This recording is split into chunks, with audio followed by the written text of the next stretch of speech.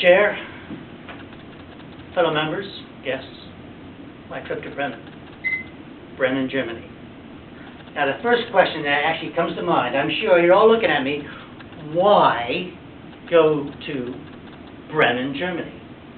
Well, I'm sort of a techie, geeky guy on sort of an industrial scale, and in Bremen, Germany, they were holding a hydrogen conference. You know, it's pretty high in the news these days. Let's go green energy. Well, what exactly is green energy? It incorporates a lot of things, solar and hydrogen. Well, I'm curious. So I thought I would do a road trip. So I did. On my own, by the way. So I get to Bremen, and because I don't quite know what to expect, but I want to be informed. I like to fill in some information. I'd like to be able to hold a conversation about hydrogen technology. It's at the leading front of today's tech, but believe it or not, hydrogen technology and fuel cells, etc., have been around since the 1800s. Believe it or not. The Apollo missions used hydrogen fuel cells to power their spacecraft, and that was back in the 60s. So it's been around a long time. But what is happening now is the field of hydrogen technology has just exploded. And you know what? Industry has really picked up the gauntlet on this one and really going at it. OMG, they are spending a heck of a lot of money on this stuff. A lot. From huge industrial plants down to the microchip. They're just throwing a lot of money. It's a challenge to industry. Actually, industry does like a challenge. And my God, there's a lot of information out there. At my conference, when I went there, walking around all these exhibits and chatting to so many people, just ticked. Every bit of my technology box, and it filled it up. I had a bit of information overload. But it was great fun, chatting to different people. I even actually pretended to know what I was talking about when I was talking to some of these people, because they love to chat. I was chatting to English companies, German companies, and everything else. But hydrogen technology, everyone thinks, well, hydrogen fuel cells, how do you incorporate that in society? Well, there's two ways of using hydrogen. Hydrogen is abundant. It's everywhere. It's in everything, virtually. But how do you use it? Well, you have to create it to start off with. And hydrogen has been made via industrial complexes and processes over quite a few years, because they use a lot of hydrogen to, incorporate a lot of the processes. But what do you do with the hydrogen? There's two ways of using hydrogen, really, in a mechanical sense.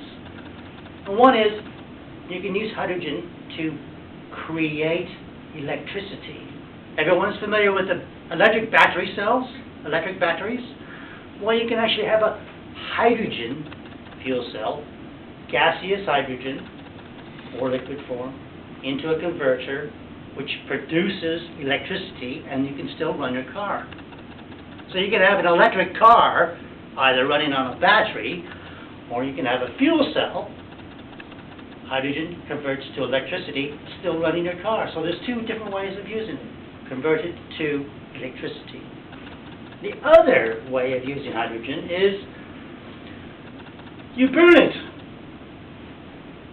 Just like a normal petrol or diesel car. You got to do a little bit of conversion to it, because hydrogen is flammable, we all know. Everyone imagines the Hindenburg disaster. Funny enough, in the Hindenburg disaster, you could see all the flames. Well, if you burn pure hydrogen, you can't see the flames. It's pure hydrogen, it's just pure flame. See, you could have a flame coming off the end of this, and you wouldn't see it. You would know when you put your hand across the top of it. And hydrogen has no odor, it's non-toxic, So you have to be quite careful with it. And if you're going to store an amount of hydrogen to use it for whatever process, you have to take this gaseous amount of hydrogen. You could have this, let's say this room full of just normal hydrogen, but you'd have to compress it down into about this size of a unit in order to use it. Now I used to fly Boeing 747s, and our hydraulic systems for all the gear and the flaps were running at around 3,000 psi. In order to hold liquid hydrogen in any scalable aspects, you have to pressurize it down to 10,000 psi plus, 750 bar to over 1,000 bar, which is a huge pressure.